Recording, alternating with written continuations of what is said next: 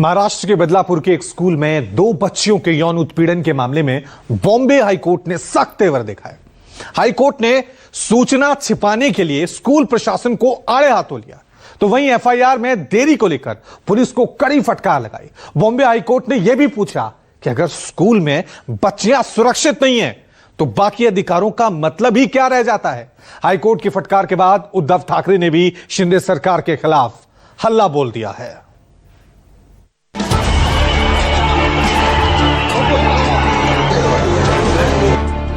बदलापुर में दो स्कूली बच्चियों के साथ यौन उत्पीड़न की वारदात पर बॉम्बे हाईकोर्ट का भी गुस्सा फूट पड़ा। हाईकोर्ट ने मासूम बच्चियों के साथ हुई इस घिनौनी घटना को बेहद चौंकाने वाला बताया, तो लगे हाथ ये भी कह दिया कि लड़कियों की सुरक्षा से कोई समझौता नहीं किया जा सकता। जस्टिस रेवती मोहिती डेरे और जस्टिस पृथ्वीराज चौहान की खंडपीठ ने स्कूल प्रशासन को चेतावनी देने के साथ ही पुलिस को भी फटकार लगाई। हाईकोर्ट ने कहा कि बदलापुर पुलिस ने आज तक दूसरे विक्टिम का कोई भी स्टेटमेंट नहीं लिया है। जब हाईकोर्ट ने इस मामले का स्वतः संज्ञान लिया तो जल्दी में आधी रात को दूसरे विक्टिम के पिता का स्टेटमेंट दर्ज किया गया। अगर स्कूल एक सुरक्षित जगह नहीं है तो शिक्षा और अन्य सभी चीजों के अधिकार की बात करने का क्या मतलब है। यहां तक कि 4 साल की लड़कियों को भी नहीं बख्शा जा रहा है। ये कैसी स्थिति है? ये बेहद चौंकाने वाली बात है। स्कूल प्रशासन की घटना की जानकारी होने के बावजूद रिपोर्ट नहीं करने पर कार्रवाई की जानी चाहिए। यह अब आम बात हो गई। जब तक तीव्र विरोध ना हो मशीनरी काम नहीं करती।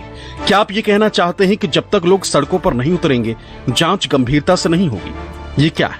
13 का इंसिडेंट, 16 को एफआईआर और स्टेटमेंट 22 तारीख को रिकॉर्ड हो रहा है। ये क्या चल रहा है?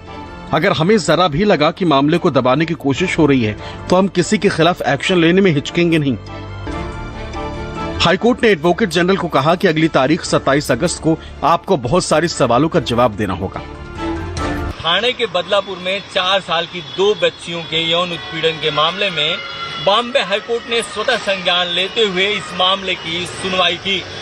बॉम्बे हाईकोर्ट ने सुनवाई के दौरान पुलिस को जमकर फटकार लगाई और पूछा कि मामला 13 अगस्त का है तो एफआईआर 16 अगस्त को दर्ज हुआ और पीड़िता के परिवार का बयान आज यानी 22 अगस्त को क्यों दर्ज किया जा रहा है। इस मामले में एसआईटी का गठन देर से क्यों हुआ? क्या जब तक लोग सड़क पर नहीं उतरेंगे, आंदोलन नहीं करेंगे, तब तक प्रशासन ठीक से अपना काम नहीं करेगा? अगर स्कूल में बच्चियां सुरक्षित नहीं रहेंगी तब सबके लिए शिक्षा की बात करना बेईमानी होगा। इतना ही नहीं, कोर्ट ने पुलिस से पूछा कि जब स्कूल ने लापरवाही बरती, पुलिस को इस मामले में नहीं बताया, तब पॉस्को एक्ट के तहत स्कूल पर कार्रवाई की जा सकती थी। क्या आपने स्कूल पर कार्रवाई की? महाराष्ट्र के बदलापुर में स्कूल के टॉयलेट एरिया में आरोपी अक्षय शिंदे ने 4 साल की 2 बच्चियों संग घिनौनी हरकत की थी, जिसको लेकर बदलापुर में जबरदस्त बवाल हुआ था। स्थानीय लोगों ने रेल ट्रैक पर कब्जा जमा लिया था तो शहर की सड़कें और दुकानें भी बंद कर दी थी। बुधवार को आरोपी के घर में घुसकर तोड़फोड़ की थी। अब बॉम्बे हाईकोर्ट ने मामले का स्वतः संज्ञान लेकर सुनवाई की है, जिसमें कोर्ट को ऐसा लगा है कि स्कूल प्रशासन ने मामले पर पर्दा डालने की कोशिश की, तो वहीं पुलिस ने भी एफआईआर दर्ज करने में लेट लतीफी दिखाई। हालांकि हाईकोर्ट की फटकार के बाद पुलिस की टीम दूसरी पीड़ित बच्ची का बयान लेने तो पहुंच गई, लेकिन इससे सियासत की रफ्तार कम नहीं हुई। बुधवार को सीएम एकनाथ शिंदे ने आरोप लगाया कि बदलापुर में विरोध प्रदर्शन विपक्ष की साजिश थी, लेकिन उद्धव ठाकरे ने शिंदे से पूछा है कि जब स्कूल में बच्चियां ही सुरक्षित नहीं हैं, तो फिर शिक्षा का क्या मतलब है? लाडली बहन योजना का क्या मतलब है? लाडकी बहीण योजनेसाठी ही काही राबवलेली योजना नव्हती। मुळात त्यांचंच घर येते, ठाणे जिल्हा आणि त्याच्याच बाजूला हे बदलापूर आलं, त्याच जिल्ह्यामध्ये येते। तर त्यांना हे जे काय घडले ही घटना ही मान्य आहे का? हे दुष्कृत्य ते अमान्य करतायत का? किंवा असं झालं तरी चालेल, पण लाडकी बहीण, काल मुख्यमंत्री कुठे होते? म्हणजे एका ठिकाणी ह्या घटनेचा निषेध सर्वत्र होत असताना राज्यभर निषेध झाला, त्यावेळेला मुख्यमंत्री रत्नागिरीमध्ये लाडक्या बहिणीसाठी तिकडे हात पसरून बसले होते, सगळ्या राख्या बांधत होते। तुम्ही तुमच्या हाताला बांधलेल्या राखीच्या बंधनाला तरी जागा। किती निर्लज्ज व्हायचं, किती निर्लज्ज व्हायचं। ही परत एकदा सांगतो, मुख्यमंत्र्यांना तसं वाटणं स्वाभाविक आहे, कारण मुळामध्ये ते घटनाबाह्य मुख्यमंत्री आहेत।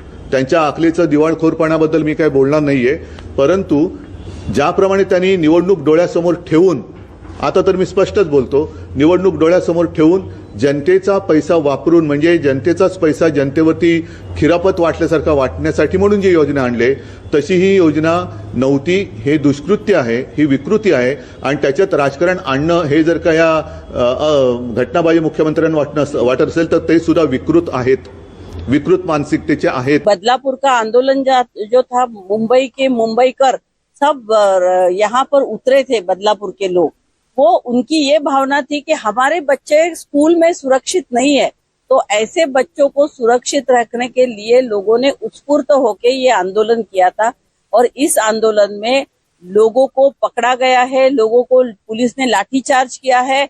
इसके बाद पथराव हुआ, पहले पथराव नहीं. लोग शांति से आंदोलन कर रहे थे, लोगों की एक ही मांग थी कि फांसी की सजा दो, फांसी की सजा दो. और ये बराबर है, आप लोग अगर लाठीचार्ज नहीं करते तो पथराव नहीं होता. सब लोगों को तुरंत रिहा करना चाहिए क्योंकि ये दोषी नहीं है, इन्होंने लोकशाही मार्ग से आंदोलन किया. बदलापुर की घिनौनी घटना के खिलाफ मंगलवार को बड़े पैमाने पर विरोध प्रदर्शन हुआ था. गुस्साए अभिभावकों और स्थानीय लोगों ने रेलवे ट्रैक को जाम किया था, तो साथ ही स्कूल में भी तोड़फोड़ कर दी थी. पुलिस ने भीड़ को काबू करने के लिए लाठियां भी चलाई थी. कई प्रदर्शनकारी अब भी हिरासत में हैं. महाराष्ट्र में इसी साल चुनाव होने वाले हैं, लिहाजा विपक्षी दलों ने इस मुद्दे पर सरकार को चौतरफा घेर लिया. 24 अगस्त को महाविकास अघाड़ी ने महाराष्ट्र बंद का आह्वान भी किया. इंद्रजीत सिंह के साथ अंकुश जायसवाल, मुंबई न्यूज 24.